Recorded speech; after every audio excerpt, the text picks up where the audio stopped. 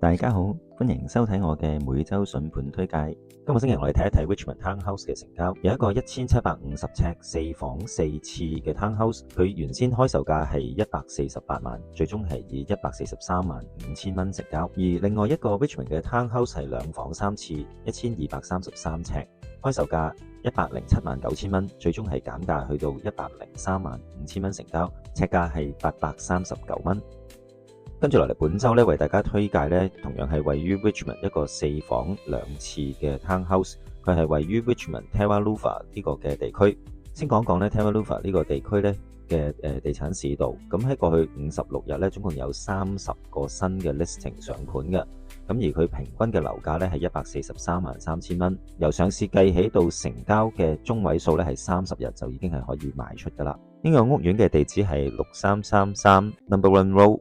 佢嘅地理位置非常之方便，如果經 Westminster Highway 可以去到 Number Two Road， 經機場返去溫哥華其實都係10零分鐘嘅路程。而喺屋苑嘅旁邊就已經有一個好大嘅 Shopping Plaza， 裏面有超市、寵物店、Dollarama 同埋一啲食肆。入到單位裏邊，我哋見到客飯廳超過200尺，望內園，有大窗，採光度一流。客廳闊度14尺7，可以擺放大電視。100尺嘅廚房有好多嘅收納空間，而廚具、潔具等等保養亦都相當之良好。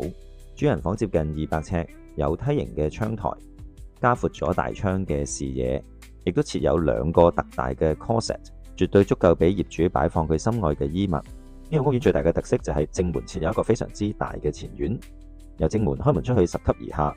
如果喜歡享受戶外空間或者自己種一啲小植物嘅朋友就啱晒啦。現時同類型嘅 Townhouse 喺 Number One Road 放盤只有4個，其中有2個係2房嘅細單位，另外1個就係3房嘅單位。咁而要揾到4房嘅單位就只有我哋團隊呢一個放盤啦。單位現時嘅售價係115萬。如果對呢個 Townhouse 有興趣嘅朋友記得聯絡我哋嘅團隊，我哋就可以幫你安排預約睇樓。多謝你收睇今集嘅節目，下次見。